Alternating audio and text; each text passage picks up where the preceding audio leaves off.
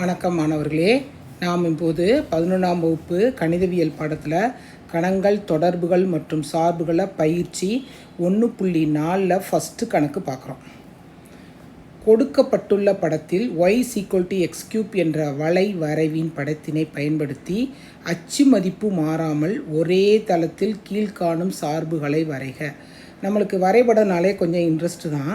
இது என்ன கொடுத்துட்டாங்கன்னா, அவங்களே ஒரு வரைபடம் கொடுத்துட்டாங்க. அந்த வரைபடத்தை பார்த்து அச்சுனா என்னது, எக்ஸ் அச்சு ஒய் அச்சு மாறக்கூடாது, மாறாமல் நம்ம செய்யணும். நம்ம டைரெக்டாக செய்யலாம். டைரெக்டாக செய்கிறத விட நம்ம அளவு எடுத்து செஞ்சோம்னா நம்மளுக்கு ரொம்ப எளிமையாக இருக்கும்.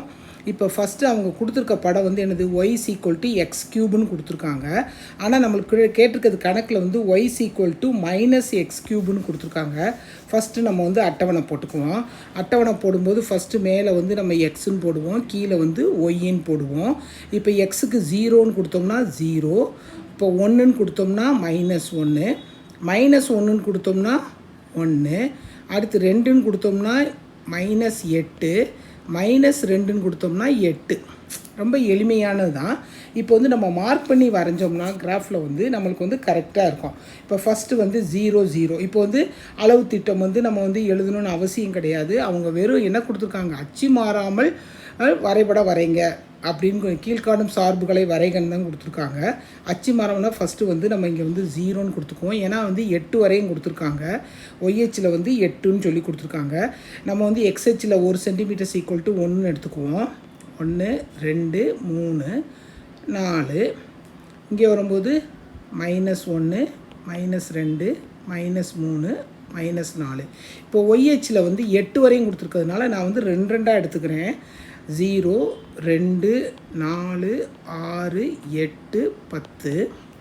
இங்கே -2 -4 -6 -8 -10. ஏன்னா நம்மளுக்கு 8 வரையும் தான் நான் மதிப்பு எடுத்திருக்கேன். ஃபஸ்ட்டு மார்க் பண்ணிக்குவோம். 0 0 0 0 ஓகே. அடுத்து 1 -1 1 -1. அடுத்து ரெண்டாவது என்ன இருக்குது, -1 1 -1 1 1னா என்னது, ஃபஸ்ட்டு 1 -1னா இந்த இடத்துல இருக்கணும். இங்கே -1னா 1னா 2ல் பாதி, -1 1. அடுத்து 2 8 2 8.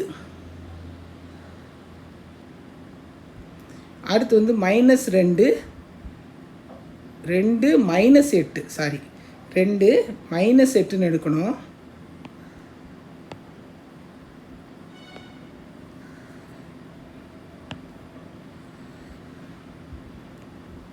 ஃபஸ்ட்டு மறுபடியும் போவோம்.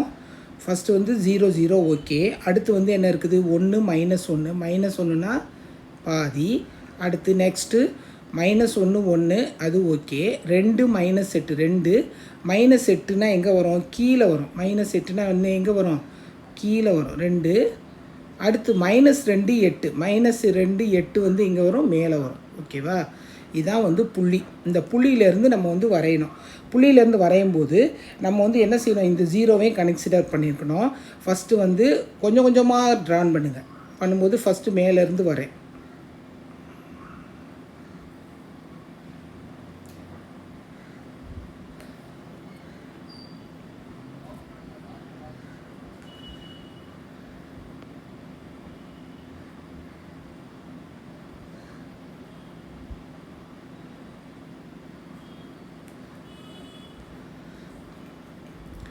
புரியும்னு நினச்சிருக்கேன். இந்த படம் எப்படி வளைஞ்சி போகுதோ அதே படம் தான் இந்த 1லேருந்து வளைஞ்சி நம்மளுக்கு படம் வர மாதிரி வரும். ஓகேவா ஸ்டூடெண்ட்ஸ். இப்போ இந்த இது என்னது, y -x³. y -x³ ஆயிடுது. அப்படின்னா இங்கே கணக்கில் நம்ம என்ன எழுதணும், y f of x. f of x என்னது, x³.